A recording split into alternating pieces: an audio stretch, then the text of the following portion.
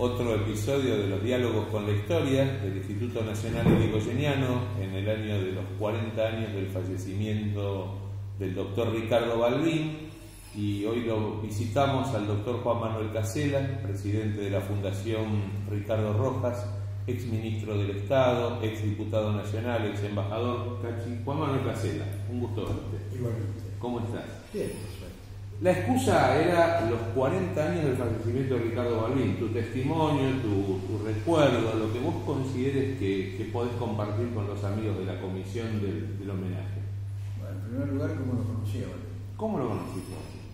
Mi padre era un dirigente político que tenía una actividad muy intensa. Estamos hablando de los años 50, recién yo era un chico de pantalones cortos. Y en algunos momentos del año se hacían algunas reuniones, asados, en la quinta de un dirigente de Avellaneda, que se llamaba Carlos Garbarini. Ese dirigente fue candidato a intendente municipal de Avellaneda en 2 oportunidades contra el peronismo. Él tenía una quinta en un lugar que se llama Seguí, cerca de La Plata. Y en ese lugar solían hacerse asados con los invitados de dirigentes políticos a hablar de política. Ahí lo conoció Balbín. Era un Balbín que estaba todavía había salido de ser diputado nacional. Era un hombre ya reconocido y admirado. Me acuerdo de la actitud de la gente. Íbamos entre reuniones de 40, 50 personas, con muchos chicos, íbamos a jugar. Nosotros poníamos un campito que íbamos al fútbol, la gente grande hablaba. Ahí lo conoció Balbín.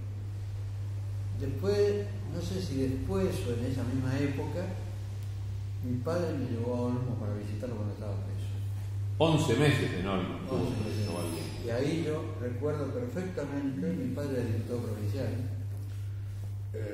recuerdo el hecho de que uno de los guardias le dijo a quien quería revisar a la gente que entraba, la visita era palpada de armas, palpada, por si llevaba alguna cosa prohibida, y cuando mi padre se acercó, uno de los señores que estaba ahí dijo: no, al señor no, que es diputado, lo dejó pasar sin el registro. Balbín nos recibió solo en un cuartito chiquito, que tenía nada más que un escritorio, y él se apoyó en el borde del escritorio y conversó no conmigo, con la gente con que tu padre, visitarlo. con Juan Manuel Casela Piñera. Efectivamente. De manera, ese recuerdo es imborrable, porque ir a una prisión, yo era un chico de pantalones cortos, no fui yo solo. Un amigo mío, hijo de otro dirigente político importante, Ricardo Pérez Vélez, también fue llevado por su padre a visitarlo a Balbín en ese mismo lugar. De manera que la primera visión que yo tengo de Balbín es la de el dirigente opositor intenso, fuerte y convocante. Esa es la primera. Cuya actitud le había valido esa prisión. Obviamente, fue acusado de desacato por algún discurso, tal vez un poquito subido de tono que dijo en aquella época, en un gobierno que era un rasgo claramente autoritario y por lo tanto no toleraba la crítica. No tengo ninguna duda que el discurso de Balbín habrá sido fuerte, pero nunca grosero, de manera que el desacato era una especie de sanción por pensamiento político, no por las palabras reales. Ahí lo conoció Balbín, ahí empecé a verlo. El líder de la oposición, el vocero de la rebeldía en una época de un gobierno autoritario duro y monopolizador del poder. Después viene la división partidaria. Bueno, eso se produjo en el 57, en un famoso episodio. La historia es interesante. Balbín y Frondizi habían constituido la fórmula opositora a las elecciones nacionales de 1951. En esa misma elección, la candidatura a gobernador estuvo a cargo de un dirigente histórico, don Juan Prat, con la vicegobernación para que solo Prat la rara. Balbín y Frondizi pero la rara. Eran dos dirigentes totalmente distintos. Balbín era el tribuno, el orador, el que conmovía hablando, no solo por lo que expresaba, sino cómo lo expresaba. Un gran orador, gran actor desde la tribuna, gran utilizador de la palabra, de los tonos, de ascender y descender la cadencia desde una voz más bien grave, más bien, ¿no? De manera que verlo en la tribuna era conmovedor. Yo eso todavía no me daba cuenta, no tenía esa percepción, porque yo era muy chico, pero era evidente, bastaba mirar a los que estaban alrededor de la tribuna para ver la cara de éxtasis que generaba la oratoria del Balbín. Frondizi era un intelectual, un típico intelectual, un hombre de pensamiento, de un discurso frío, analítico, bien desarrollado, estructurado, muy pensado. Incluso después, años después, yo lo vi hablando en Plaza 11, yo estaba trepado a la tumba de Bernardino Rivadavia. Y desde arriba, sobre el palco, yo veía que Frondizi llevaba una punta en la mano, cubierta con el pañuelo. Y entonces le echaba un vistazo de vez en cuando. Claro. No era un orador, era un expositor nacional. Eran dos personalidades distintas. Y constituyeron una fórmula que se complementaba en ese sentido. Pero sus diferencias políticas eran claras. Ambos eran integrantes del movimiento y presidencia de renovación, que fue el que renovó el radicalismo, claro, en los años 40-50. Claro. ¿No es cierto? Ese movimiento que incorporó a figuras como Levenson, el ideólogo, Larralde, el pensador social, el propio Frondizi, Balbín, y una playa de dirigentes de primera categoría. Fue la mejor generación política del radicalismo en su historia. Y que renovó integralmente el radicalismo. Y además cumplió otra función, que fue la de evitar que el peronismo lo absorbiera. Sí. Porque le dio al radicalismo una resistencia del pensamiento progresista. Por lo tanto, el peronismo no lo pudo chupar. Hubiese sido un riesgo muy grande si hubiera habido continuidad de la dirigencia unionista, que venía cansada ya de conducir el partido y que había perdido su figura principal en los años 40, que era Alvear. Bueno, lo cierto es que la fórmula del radicalismo que constituyeron Balbín y Frondizi quedó desarticulada cuando se produjo la Revolución Libertadora y se abrió la posibilidad de competir en serio por el gobierno. Con Perón en la presidencia, competir era una utopía.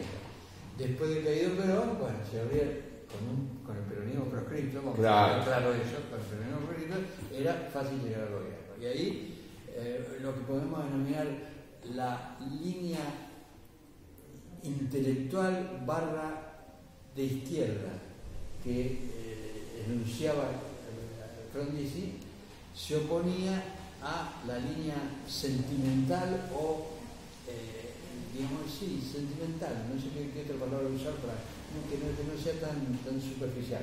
La palabra sentimental no se ajusta bien a lo que quiere decir. Lo que quiere decir es la línea de sensibilidad política que representaba Balbín y que era la visión tradicional del partido para el Frondizi. Esa división se concretó en Tucumán cuando Frondizi aceleró la designación de la fórmula. La aceleró ¿por qué? Porque quería ganar tiempo, quería consagrarse como candidato a presidente y él dominaba la Convención Nacional. Por lo tanto, la decisión no fue por voto directo, fue por Convención Nacional. Así es. El balbinismo salió a solicitar el voto directo en esa ocasión. El balbinismo y otros sectores internos. El balbinismo y el sabotinismo, por ejemplo, salieron a buscar el voto directo como forma de elegir el candidato y ahí empieza el proceso de las internas radicales famosas. Bueno, muy bien. Lo cierto es que Frondizi es candidato a presidente, el partido se divide, la provincia de Buenos Aires, básicamente apoyada por Córdoba, es la que impulsa la división del partido. Y Balbín y Frondizi, la fórmula se desgaja en dos fórmulas. Frondizi, luego de pactar con Perón, logra el triunfo electoral de febrero del 58. Febrero del 58. Febrero del 58. Y Frondizi pasa a ser presidente de la República. El frondicismo es un episodio, nada más que un episodio. Claro. Porque Balbín ya en ese momento empezó a expresar una de las dos grandes virtudes que tenía. Balbín era un hombre que la primera virtud fue ponerse el partido al hombro permanentemente. Balbín es un dirigente que nunca creyó ser más valioso que la Unión Cívica Radical. Y por lo tanto era el sostén del partido. era extraordinario en el hecho de que al otro día de cada derrota empezaba otra vez a recorrer el país para sostener al partido. Y por eso no fue candidato a presidente en el 63. Por eso no fue candidato a presidente en el 73. ¿Y qué digo? ¿Y qué pasó? El gobierno de Frondizi estuvo acotado por una visión pseudo-marxista que se le atribuía a Rogelio Frigerio, el abuelo de estos muchachos que ahora están haciendo política desde el macrismo, ¿no es cierto?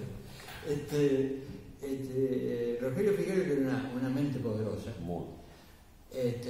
tuvo la suficiente capacidad como para conquistarlo a Frondizi desde el punto de vista intelectual, y lo convenció de que antes de llegar a un proceso socialista, digámoslo así en términos genéricos, había que atravesar todo el proceso de desarrollo capitalista. Todo ese discurso sirvió para justificar una política que era exactamente la contraria de la que Frondizi había enunciado durante toda su vida, con relación al petróleo, con relación a la energía. Y que no representaba el pensamiento radical.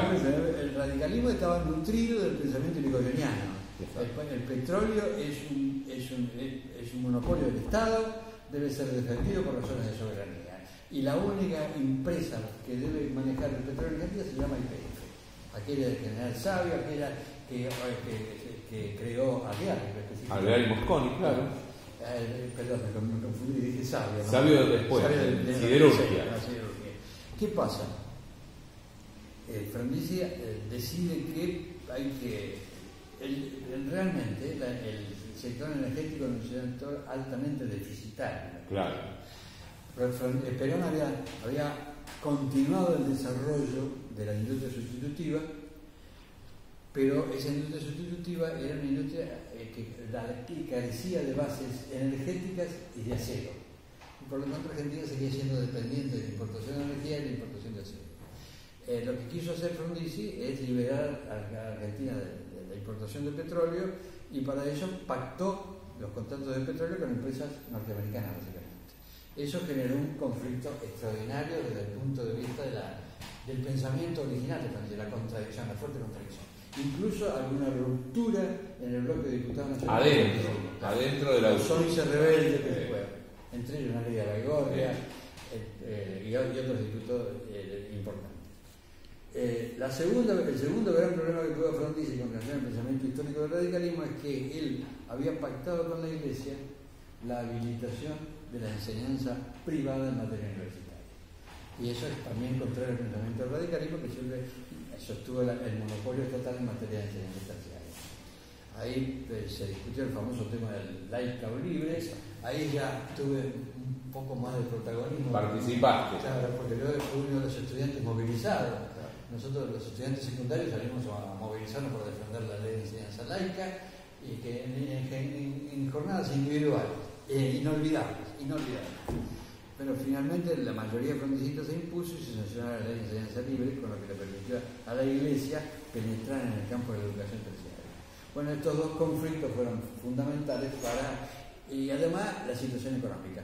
Frondizi logró un proceso de inversiones muy alto en Argentina. Sí. Lo logró. Pero de cualquier manera la percepción pública era la de alguien que no había cumplido con su programa. No se olviden que el lema de la campaña frondicista era Frondizi y el programa. Frondizi. Lo que Frondizi pretendía valorizar en ese momento era que él tenía estudiado los problemas de Argentina y tenía un programa para solucionarlo. Lo que hizo del gobierno fue contradijo, por lo menos parcialmente, una parte sustancial de su programa. Lo dejó en la puerta de la Casa de Gobierno. Claro. ¿Qué pasó? El gobierno de Frondizi, además, vamos a poner un acuerdo, la Argentina vivía encerrada en el proceso que yo denomino de tutela militar. Exacto. Iniciado en 1930. Y Frondizi, con sus contradicciones, con la pérdida de popularidad, fue una presa fácil para ese proceso de tutela militar.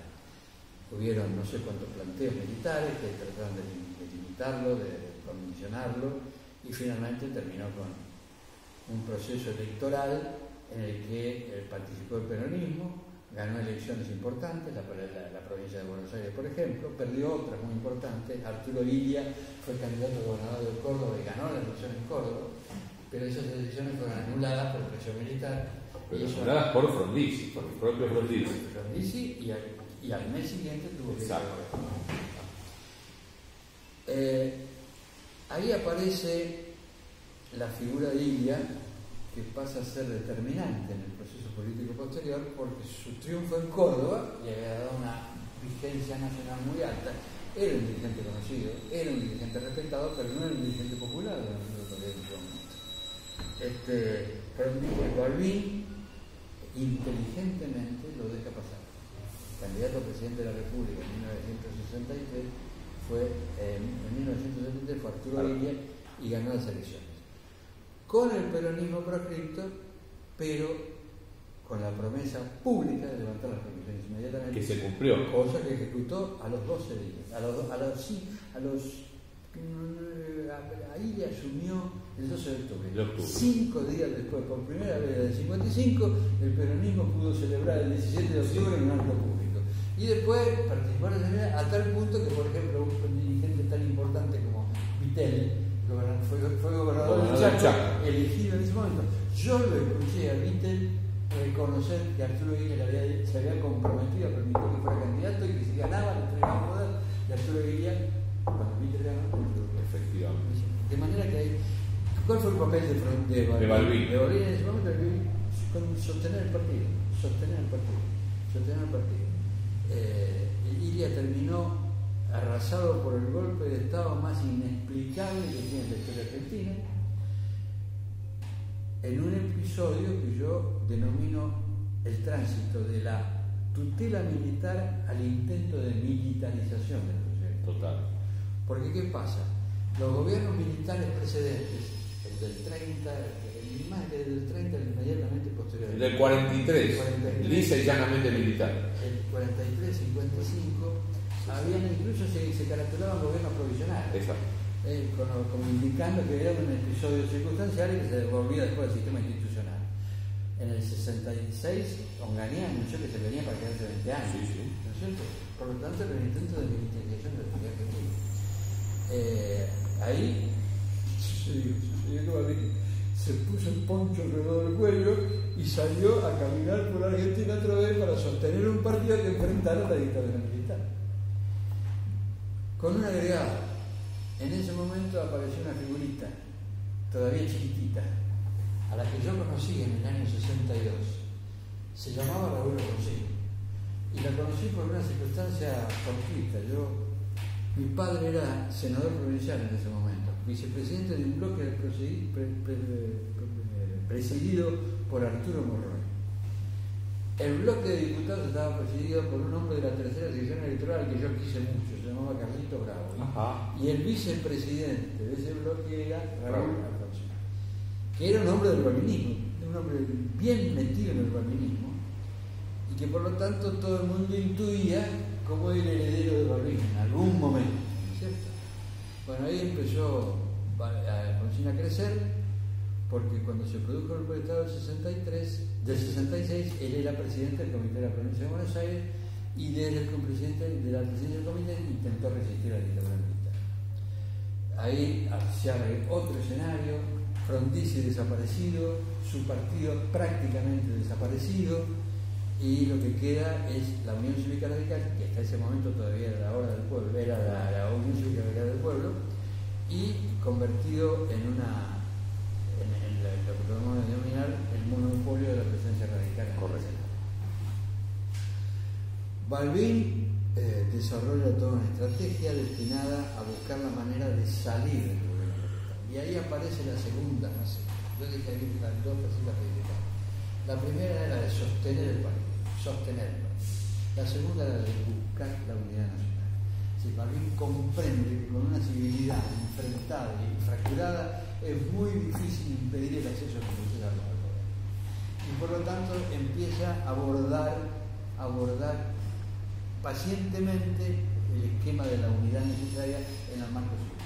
Ahí se pone en marcha lo que se denominó, como el primer movimiento de ese carácter, que se denominó Asamblea de la Civilidad, justamente, convocada con Balbín, proceso de que yo tengo bastante información porque mi padre era secretario del Comité Nacional, claro, como presidente. Entonces ahí yo vi de cerca cuál era el proceso de Primero la Asamblea de la Civilidad. Mi viejo participó en la creación de la Asamblea de la Civilidad. Después mi viejo murió en el año 62 y ahí se terminó. Claro. ¿No es cierto? Pero eso tiene una continuidad posterior y de la caída de India. Cuando cae India, viene la continuidad de la hora del pueblo. Ahí está, la hora del pueblo. ¿No es cierto? Y el Balbín que sostiene todo este proceso partidario y nacional se va aproximando al que va a producir el proceso de transformación política más inflamable.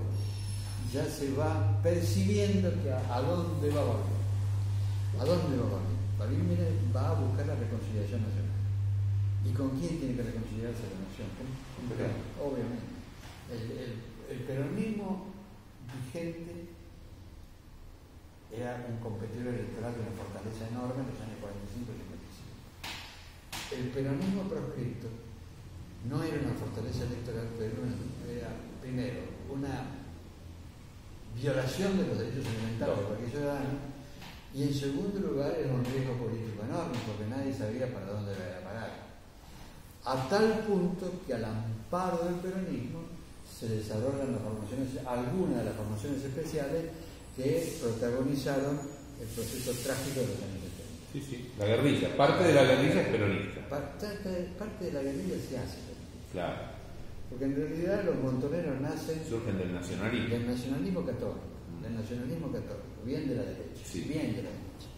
Pero un poco por atracción de lo popular y otro poco por la táctica de insertarse en un movimiento popular, se fueron iniciando peronistas y fueron evolucionando hacia un pensamiento de presunta izquierda. Yo era estudiante de la Facultad de Derecho en esa época y había un personaje que produjo la misma evolución, no de los montoneros, Joel Baxter, que era un hombre de la ultraderecha, formaba la Alianza Libertadora Nacionalista y terminó siendo un pensador de la izquierda. Yo suelo decir que la izquierda ultra y la derecha ultra son esquemas mentales, que por lo tanto es fácil convertir a un derechista en un izquierdista o viceversa. Le sacás el cassette y le pones otro. Claro, es lo mismo. Y eso sucede en Argentina, y sucede en Europa. Lo vemos en la realidad política francesa muchas veces. Sí, señor. Los sectores que terminan apoyando a Le Pen provienen del voto comunista en muchos casos. Bueno, lo cierto es que producido el golpe de Estado del 70, el 66, en el medio viene el drama de Cámpora, Solano Lima, Perón, la muerte de Perón, Isabelita, pobre Isabelita, que no tenía la menor posibilidad de controlar el poder, López Rega, que era una figura caricaturesca pero patética al mismo tiempo. Y peligrosa, que organiza las 3A, la AAA, y empieza la represión del peronismo y del gobierno constitucional. Vamos a ponerlo sobre la mesa para que digamos todo, como se dice ahora. Intento de militarización de la sociedad argentina, pero acá ya a partir de la fuerza bruta. Con un plan de exterminio. Ese fue el proceso que culmina con dos episodios. El episodio número 1 es la guerra de Malvinas. El episodio número 2 es la progresiva toma de conocimiento del tipo de método que se había venido utilizando para combatir la guerra. Entonces, y ahí aparece la figura de Alfonsín como el dirigente político que más claramente interpreta la circunstancia histórica. Claro. No sé por qué, porque Alfonsín dice: acá hay que defender los derechos humanos. El régimen constitucional argentino tiene que consagrar definitivamente la vida como un valor superior, y para eso hay que condenar a quienes atentaron por la vida. Por eso el famoso discurso: si no podemos actuar como si nada hubiera sucedido. Una democracia que consiente el pasado inmediato de violación de los derechos humanos pierde su legitimidad esencial, porque la democracia está pensada en función del ser humano y sus derechos. Es un contrato ético que propone Alfonsín muy claramente en el 81. Muy claramente. Entonces, ahí Balbín murió en el 81. Claro. Balbín murió siendo presidente de la Unión Cívica Radical, y acá puedo contar alguna anécdota personal que adelante, está para eso no este espacio. No es vanidosa, es simplemente agradecida. Yo lo conocí a Alfonsín en el Comité de Avellaneda, en 1962. Mi padre me presentó. Mi padre me llamó y me dijo, vení, que te voy a presentar a un muchacho que anda bien. Y el muchacho que anda bien que andaba bien de su oído era Raúl Alfonsín. Mi viejo muere muy poco tiempo después, eso fue en marzo del 62, mi viejo murió en octubre del 62. A partir de octubre del 62 yo empiezo a hacer política directamente. Antes yo iba al comité, estaba, pero político era mi padre, no yo. A partir de ese momento yo empecé a hacer política personalmente y la hice permanentemente al lado de Raúl Alfonsín. Nunca fui alfonsinista, vamos a ponernos de acuerdo, alfonsinista en el sentido de elección personal. Simplemente lo seguí porque me parecía que era el dirigente político más inspirado y más convocante. Pero siempre mantuve un profundo respeto por Ricardo Balbín. Cuando Alfonsín había decidido romper con Balbín en el año 72, nosotros hicimos un acto en Avellaneda donde yo era un joven orador y Alfonsín era el orador de fondo. Mientras estamos esperando que se realizara el acto, Alfonsín me agarra del brazo así. Como hacía él. Salimos a caminar por una calle de Avellaneda. Y me dice, esta noche veniste al Hotel Castelar. Porque en el Hotel Castelar voy a romper con Balbín. Y yo le dije, fíjate que soberbio, ¿no? Yo le dije, doctor, yo lo voy a acompañar, pero nunca se lo voy a perdonar. ¿Sí? Porque para mí la pintura como Balbín te dolía interiormente también. Claro, era una herramienta. Lo cierto es que Balbín se muere en el 81, Alfonsín queda naturalmente como el heredero como el depositario de los otros partidarios. Y a partir de ahí se produce el proceso de llegada al 83 y el triunfo electoral. Pero lo más importante de Alfonsín no fue ganar la elección del 83. Lo más importante de Alfonsín fue su acción política del 76 al 82. Del 76 al 82. Donde él termina siendo copresidente de la PDH, donde le pone el cuerpo a la represión, fácilmente podía haberlo matado y no pasaba nada. Fue un ejemplo de consistencia entre el discurso y los actos concretos. Su identificación con los derechos humanos en el discurso se concretaba en la acción política.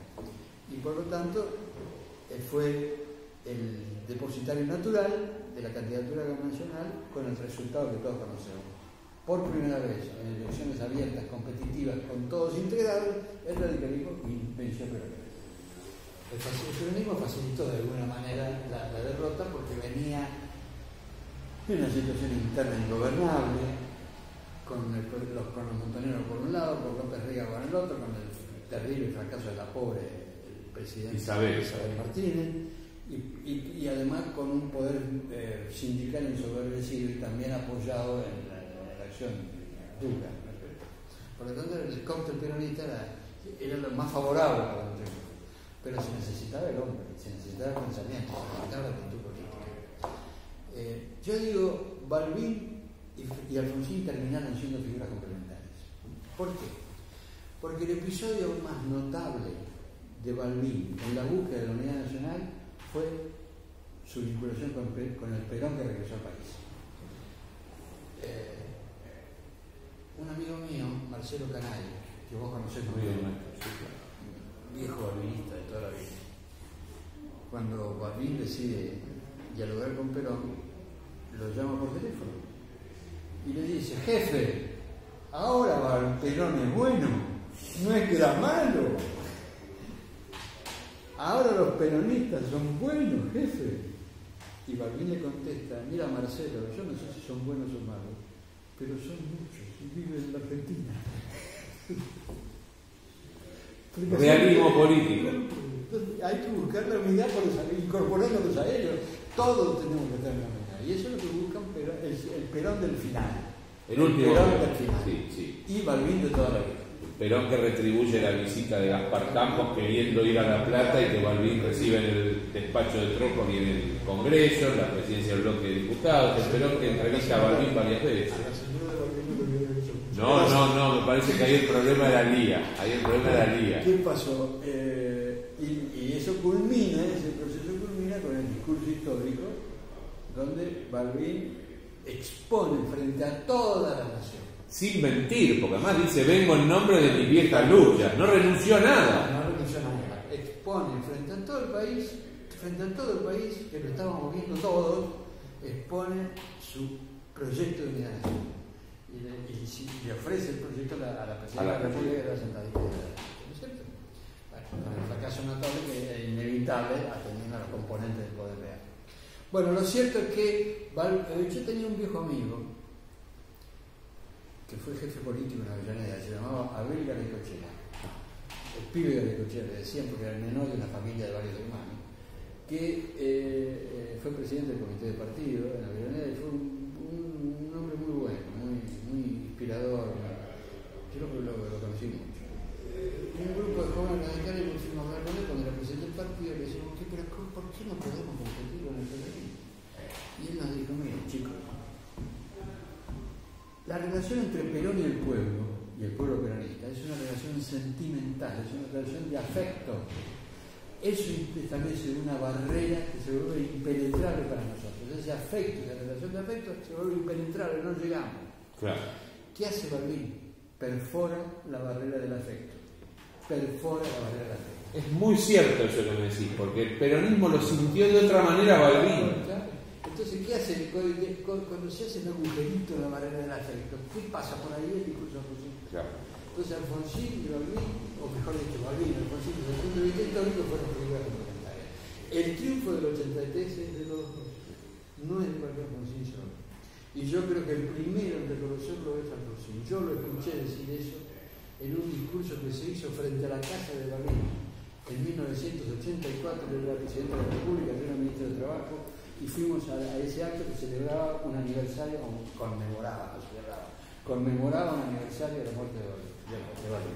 En ese discurso Alfonsín dijo, yo estoy acá por este hombre. Porque él le reconoció a Balbín el mérito extraordinario de haber logrado llegar a perforar esa barrera. Bueno, ahora, ¿qué hacemos? ¿Qué hacemos? Ahora, ¿qué hacemos? ¿Qué hacemos los radicales? ¿Recordamos a Balbín o buscamos la manera de desempeñar la tarea que él dejó? Ahí me gusta más. A mí me parecen más desafiantes. Y además nos ayuda a pensar y a salir de esta lógica perversa de grieta sí, grieta no es cierto? Y además es falaz. Absolutamente inventada. Es fruto del pragmatismo. Y el pragmatismo en política no es una mala palabra, pero porque ser pragmático es adecuado, porque ser pragmático implica reconocer los hechos, partir de los hechos. El problema consiste en cuando uno se subordina a los hechos y se subordina para especular con el pragmatismo. Ahí el pragmatismo se vuelve una enfermedad.